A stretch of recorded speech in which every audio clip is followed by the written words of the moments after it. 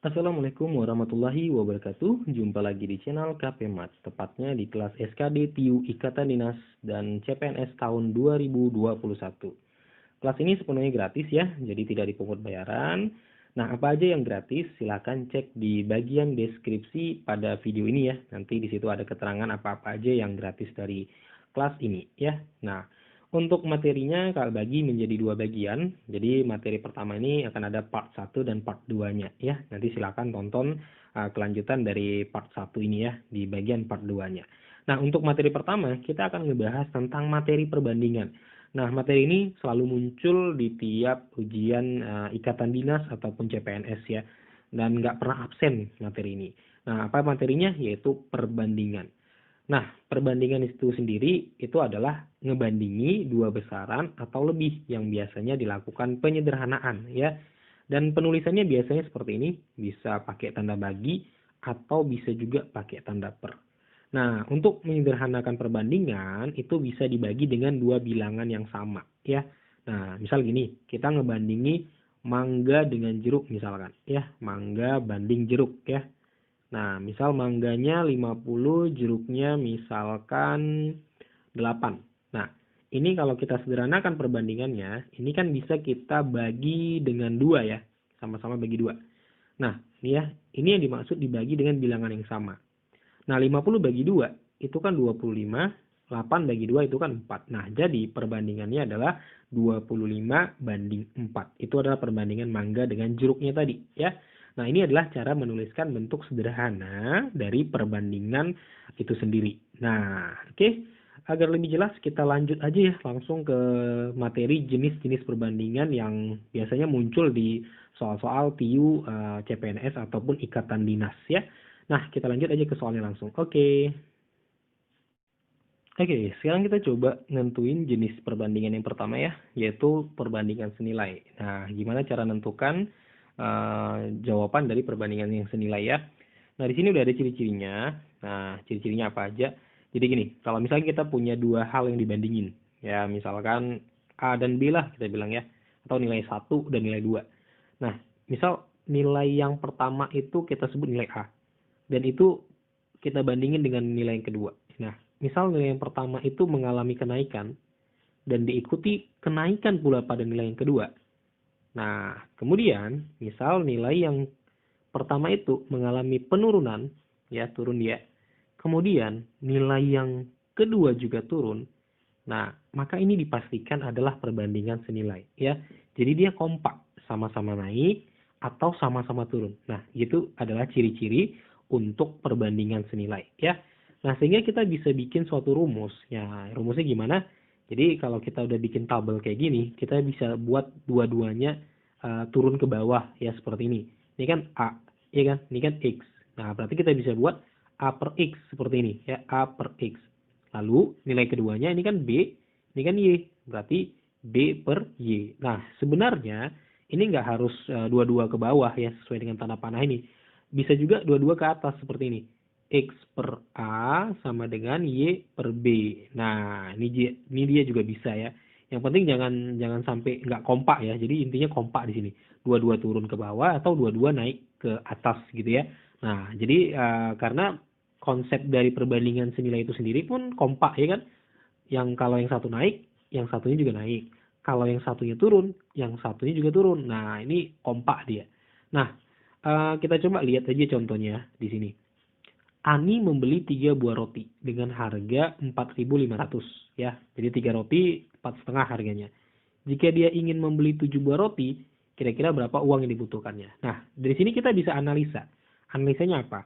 Kalau dia beli 3 roti harganya 4.500 ya. Otomatis kalau misalkan dia beli 7 buah roti, harganya naik atau berkurang? Tentu jawabannya naik, ya kan? Nggak mungkin dong kalau rotinya ditambah kemudian uangnya berkurang, nggak mungkin, itu pasti naik uangnya ya kan.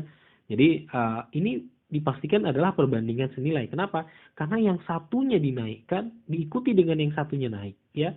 Nah, misal gini lagi kita bikin, misal uangnya atau rotinya kita turunkan lah jadi satu roti gitu ya kan. Nah, kira-kira apa yang terjadi? Uangnya turun nggak? Pasti turun dong uangnya ya, uangnya pasti turun. Nah, itu udah jelas ya kan. Nah, jadi kita menganalisa. Nanti di soal nggak dikasih tahu tuh, apakah ini perbandingan senilai atau perbandingan yang lain nggak dikasih tahu. Nah, jadi kita bisa bikin tabelnya kayak yang di kotak ini ya, kayak ini. Nah, jadi gini. Jadi yang dibandingin di soal ini kan adalah roti, ya, roti sama uang ya, roti sama uang. Nah, saat rotinya 3, uangnya 4.500. Nah, saat rotinya 7, uangnya berapa? Kita sebutlah X, ya kan? Nah, ini kita bikin aja sama-sama turun nih. Kita bikin sama-sama turun ya. Boleh juga sama-sama naik. Berarti ini 3/7 sama dengan 4.500 per X. Nah, ini kita kali silang. Kita kali silang ya. Kita kali silang deh. Berarti X kali 3, 3X ya. Kemudian 7 kali 4 setengah. Kita tulis aja lah 7 kali 4 setengah, 4.500. Berarti X sama dengan 7 kali 4 setengah per 3. Nah, ini kita bisa coret nih. Ya, jadi 1.500. Nah, X berarti 7 dikali 1.500. Nah, berarti hasilnya 10.500. Nah, jadi uang yang dibutuhkan untuk ngebeli 7 roti itu adalah ini. Ya, 10.500. Yaitu jawabannya berarti A ya, 10.500. Oke. Nah, bisa memahami gimana cara ngebedain perbandingan senilai dan yang bukan senilai. Nah, kalau belum paham, kasih contoh lagi nih. Misalkan jarak ya, jarak dengan bensin atau bahan bakar lah kita sebut ya. Kalau misalkan jaraknya 2 km, bensinnya 1 liter. Kira-kira kalau misalkan 4 km, bensinnya berapa? 2 liter dong, ya kan? Nah, kalau misalkan bensinnya atau jaraknya 1 km, kira-kira bensinnya berapa? Setengah liter, ya kan? Nah, jadi saat jaraknya dinaikkan, ya, dari 2 menjadi 4. Nah, itu bensinnya naik nggak? Naik, ya kan? Nah, saat jaraknya diturunin, ya, kita turunin, bensinnya turun nggak? Turun. Nah, ini dikatakan perbandingan senilai. Kenapa? Karena dia kompak. Saat yang satu naik, yang satunya juga naik. Saat yang satunya turun, yang satunya juga turun. Nah, jadi kita harus bisa menganalisa nanti ketika kita coba jawab soalnya, gitu ya. Jadi di soal tuh nggak dikasih tahu, oh ini perbandingan senilai, nggak dikasih tahu tuh. Jadi kita analisa kira-kira ini perbandingan senilai atau bukan dengan cara memperhatikan apa yang dibandingi di soal itu. Ya, kita amatin tuh apa yang dibandingi. Ya, oke, saya rasa itu aja untuk perbandingan senilai. Ya, semoga paham ya. Kita lanjut lagi ya ke jenis perbandingan yang kedua. Oke, sekarang kita di bagian yang kedua yaitu perbandingan berbalik nilai. Nah, di sini udah ada ciri-cirinya kakak tuliskan ya. Apa ciri-cirinya? Gini, kalau misalnya kita mau ngebandingin, ada dua hal yang dibandingin. Misalkan nilai pertama dan nilai kedua, kita sebut seperti itulah ya. Nah, saat nilai yang pertama itu naik, maka nilai yang kedua turun. Atau saat nilai yang pertama itu turun, maka nilai yang kedua itu naik. Nah, jadi dia saling berlawanan antara nilai yang satu dengan yang satunya lagi. Nah, sehingga kalau kita tuliskan dalam sebuah tabel sederhana seperti ini kira-kira. Ini tabel sederhananya. Jadi saat nilai satunya kita sebutlah A, ini naik A-nya, maka si B-nya ini akan turun, ya. Atau misalkan lagi nilainya namanya nilai satunya kita sebutlah X ya.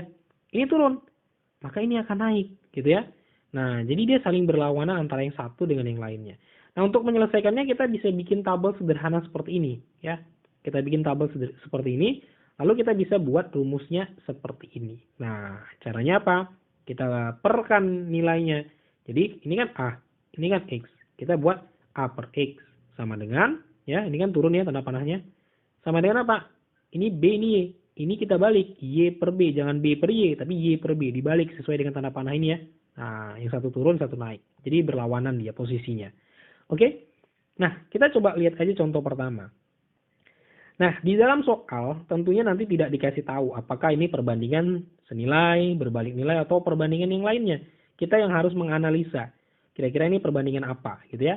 Nah, kita coba analisa dulu contoh pertama. Nah, di sini ada pembangunan suatu gedung yang direncanakan 2 tahun, dikerjakan oleh 10 pekerja. Kemudian pekerja dikurangi menjadi 6, kira-kira berapa bulan waktu pengerjaannya. Ini contoh pertama kita, ya. Nah, kalau kita analisa, ya, kira-kira yang mau dibandingin di sini apa sih, ya?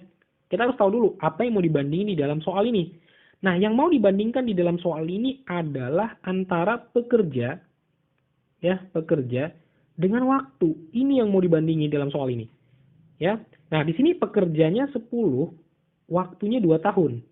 Nah, kalau pekerjanya 6, waktunya berapa? Kita sebutlah X. Nah, jadi kita harus tahu dulu apa yang mau dibandingi di dalam soalnya, ya. Nah, jadi kita cari tahu dulu, kita baca dulu. Nah, kemudian kita analisa, kira-kira nih senilai atau berbalik nilai ya? Nah, kita coba analisa. Kalau pekerjanya kita turunin seperti ini, kita tulis dengan tanda negatif ya, diturunin. Kira-kira waktunya akan naik nggak? Atau malah berkurang nggak? Ya pastinya waktunya akan nambah. Kenapa? Karena kalau orangnya dikit, ini kan berkurang orangnya. Otomatis kan waktu pekerjaannya akan makin lama atau makin naik, ya. Nah, dari sini kita udah tahu bahwasanya ini perbandingan berbalik nilai. Kenapa? Karena kalau yang satunya diturunin, yang satunya naik, ini kan sesuai dengan ciri-ciri perbandingan berbalik nilai, ya. Nah, ini dia yang harus kita lakukan saat mencoba menjawab soal perbandingan berbalik nilai atau perbandingan senilai. Kita analisa dulu ya, cari tahu dulu apa yang mau dibandingi. Nah, bagaimana cara mengerjakannya setelah kita tahu? Nah, setelah kita tahu ini perbandingan berbalik nilai, maka ikuti konsep ini tadi. Nih, ya, yang satu turun, yang satu naik. Ya, sehingga kita bisa tulis seperti ini. Berarti 10/6 sama dengan X/2. Kita kali silang. Berarti 6X sama dengan 20 ya. Nah, X berarti 20/6. Nah, jadi ini kan dalam bentuk tahun ya. Sementara kan yang ditanya dalam bentuk bulan. Berarti kita harus kalian nih X-nya nih. 20/6. Ingat, 1 tahun 12 bulan. Berarti kali 12. Nah, ini kita coret nih. Tinggal 2. Berarti X-nya adalah 20 kali 2. 40 bulan. Jadi, waktu yang dibutuhkan pengerjaannya itu adalah 40 bulan. Jadi, jawabannya di sini adalah B ya. 40 bulan. Oke? Gimana? Bisa dipahami ya penjelasannya? Nah, sekarang kita coba lihat aja lagi nih di contoh yang kedua. Nah, terkadang soal itu suka dimodifikasi ya, ditambah-tambahin gitu ya. Nah, sehingga kadang-kadang bingung nih ngerjainnya. Nah, kita lihat nih contoh yang kedua nih. Masih mirip ya, masih tentang gedung juga ya, proyek juga nih. Suatu gedung direncanakan akan selesai dalam waktu 40 hari dikerjakan oleh 60 pekerja. Nah, dari sini kita udah tahu apa yang mau dibandingin, yaitu pekerja dengan waktu. Ini yang mau dibandingin. Nah, di situ kan waktunya 40 hari, pekerjanya 60 orang. Pada hari ke-20, pekerja ada yang sakit sehingga dihentikan selama 5 hari. Nah, di sini ada modifikasi, yaitu ada proses pemberhentian pekerjaan. Kalau di contoh pertama nggak ada, lanjut terus ya. Nah, agar gedung selesai tepat waktu, jumlah pekerja yang harus ditambahkan adalah, nah kita harus cari tahu berapa orang pekerja yang harus ditambahkan sehingga sesuai dengan waktu yang direncanakan di awal, yaitu 40 hari. Ya, ini target waktunya. Jadi harus sesuai dengan ini. Nah, dia kan sudah dikerjakan 20 hari. Berarti kan dikurang 20 ya. Sorry, bukan di sini, sebelah sini nih. Ya, dikurang 20. Ya kan?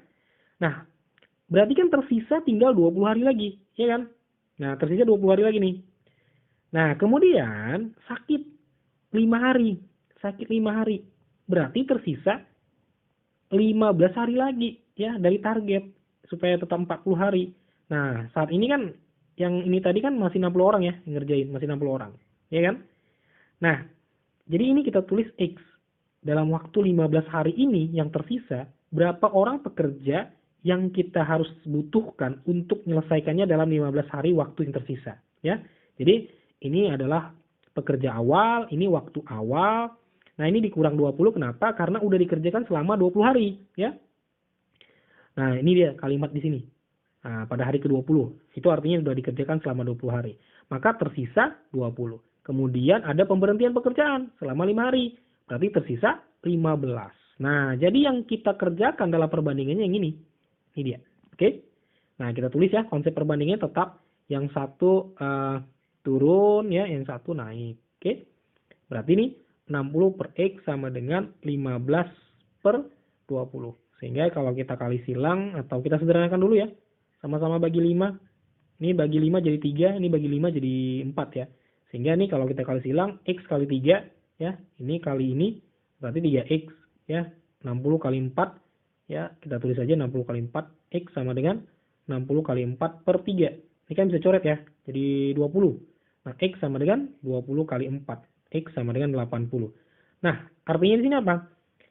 Kalau dia mau menyelesaikan dalam waktu 15 hari ini, dia butuh 80 pekerja. Sesuai dengan targetnya ya, yaitu 40 hari. Nah, berarti dia butuh 80 orang pekerja. Sementara yang dia punya cuma 60 pekerja nih. 60 pekerja. Berarti tambahannya itu berapa? 80 kurang 60, berarti dia butuh 20 pekerja lagi supaya dia bisa menyelesaikannya sesuai dengan target, yaitu 40 hari kerja. Ya, dalam waktu 15 hari yang tersisa. Ya, jadi dia butuh 20 orang lagi supaya tetap 40 hari target yang dikerjakan. Oke, gimana? Bisa memahaminya? Nah, demikian Kak Rasa untuk materi yang kedua nih. Kita lanjut lagi ya ke materi yang berikutnya. Oke. Oke, sekarang kita di jenis perbandingan yang ketiga ya, kalau jumlahnya diketahui. Nah, gimana cara mengerjakan kalau misalkan nanti dapat soal yang jumlahnya diketahui. Nah, jadi ciri-ciri soalnya ini udah ada. Jadi kalau misalkan kita punya perbandingan A dan B, kemudian jumlahnya diketahui. Nah, maka untuk menghitung berapa nilai A dan berapa nilai B, itu adalah nilai perbandingan A, kalau menghitung A, dibagi dengan total perbandingan keduanya dikali jumlah yang diketahui. Ya, nanti di soal dikasih tahu tuh. Nah, untuk yang B juga sama, nilai perbandingan dari B ya dibagi dengan total perbandingannya dikali dengan jumlah keduanya. Oke ya, ini adalah rumus yang dipakai untuk menghitung ya nilai masing-masing perbandingan kalau misalkan jumlahnya diketahui. Nah, gimana contohnya? Ini di bawah udah ada contohnya. Ya, di sini ya. Perbandingan uang Caca dan uang Rani itu 3:4. Ini perbandingannya. Ya, kita bisa tulis seperti ini. Berarti uang Caca ya banding uang Rani itu adalah 3:4. Oke. Nah, jika jumlah uang mereka adalah 140.000 ya, jumlah uang mereka itu jumlah uang keduanya itu adalah 140.000 ya. Nah, yang ditanya itu adalah selisih uang mereka berdua. Nah, berarti untuk mencari selisih uang mereka berdua, itu kan kita harus tahu uang Cacanya berapa, uang Raninya berapa, kan gitu. Nah, jadi pertama kita jumlahkan dulu perbandingan ini. Kita jumlahkan dulu. Berarti 3 plus 4, ya kan? Berarti 7. Nah, sekarang kita cari uang masing-masing. Uang si Caca dulu, ya. Terserah. Misalkan Caca dulu boleh, Rani dulu boleh, bebas ya. Nah, untuk Caca kan nilai perbandingannya 3. Nah, 3 per total perbandingan 7 dikali jumlah uang keduanya 140.000 ya. Nah, ini kan bisa kita coret jadi 20.000 ya. 20.000 dikali 3 berarti 60.000. Nah, ini adalah uang si Caca. Nah, sekarang kita coba cari uang si Rani. Nah, uang Rani ya, karena perbandingannya 4 berarti 4 per total perbandingan nih 7 dikali dengan 140.000. Nah, ini adalah kita bisa coret ya, jadi 20.000. Nah, kali 4, 80.000. Nah, ini adalah uang si Rani. Nah, yang ditanya pada soal itu adalah selisih. Selisih itu apa? Selisih itu pengurangan dari keduanya. Nah, siapa kurang siapa? Tentunya yang besar kurang yang kecil. Ini kita kurangkan aja ya. Kita kurangkan menjadi berapa selisihnya? 20.000, ya kan? Karena 80.000 dikurang 60.000, itu berarti 20.000 ya. Nah, jadi selisih uang keduanya itu adalah 20.000. Jadi jawaban di sini adalah A ya. Selisihnya adalah 20.000. Oke. Nah, gitu aja ya untuk perbandingannya. Silakan tonton video part 2-nya ya. Untuk part 1-nya udah selesai nih. Tinggal lanjut di part 2-nya. Oke, silakan nonton di part 2-nya. Thank you.